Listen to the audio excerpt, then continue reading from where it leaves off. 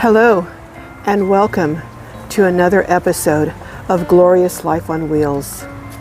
This is without question the saddest video that I've ever had to make.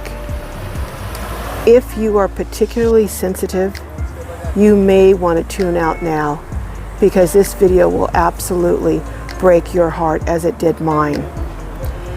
It's a story about two seniors who were RVing, enjoying their retirement, and they stopped at a rest stop off I-80 in Nebraska with tragic, and I mean tragic, results. It struck me particularly hard, not simply because of the horrific nature of the incident, but also because rest stops are one of my go-to places as a solo female when I'm on the road traveling the country. So it has taken away a certain sense of security for me. But I'm going to share this story with you. And again, I'm giving you a warning that if you're particularly sensitive, you may want to tune out now. As I've already stated, this happened in Nebraska. I think we would not perhaps be as shocked if it had happened in a big city, but we think of the Midwest as a more safe place. But it was in Hall County, Nebraska, and I'm going to let you hear some of the details that were provided in a clip from ABC Nebraska TV. A stop along the interstate turns deadly. Now investigators search for answers after two people were stabbed at a rest area. Steve White was on scene with police much of the day and joins us now live. Steve, it's really just a typical interstate rest area, right? It is, and we've seen a number of RVs coming and going all day long, and how many couples probably dream of nothing more than hitting the road? That appears to be the case for Gary and Mary Weaver of Missouri. They stopped here only to be confronted by a man, an Ohio man, who... Why would anyone attack a couple in their 70s passing through Nebraska? The motive appears to be money, as the Hall County Sheriff calls it, an attempted robbery by this man, 22-year-old James Thompson Jr. of Elyria, Ohio. Investigators say Thompson attacked Gary and Mary Weaver, a Missouri couple in their 70s. Gary, age 72, died at the hospital, while his 71-year-old wife, Mary, remains in critical condition. When I first heard this story, I assumed, like a number of you probably are assuming, that it happened late at night or in the wee hours of the morning, maybe 2 or 3 in the morning, that someone tried to break into their vehicle. But that wasn't the case at all. Just after 7 a.m., officers were called to this rest area along Interstate 80, a few minutes west of Grand Island. It's the kind of place people walk their dogs, stretch their legs, and check their stuff as traffic flies by. And troopers say Thompson took off after the attack. They found him driving about 20 minutes away. The fact that it happened in broad daylight made it even more unsettling for me. And there were apparently people around because witnesses were able to provide the police with a description of the alleged assailant's vehicle, and that's how they captured him.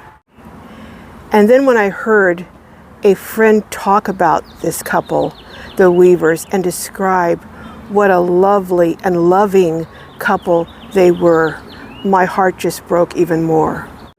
Two of the sweetest, gentlest souls you'd ever want to meet. Gary loved traveling, and frequently, if not always, took Mary with him. They were always together on those kinds of adventures. But the love of his life was his wife, Mary.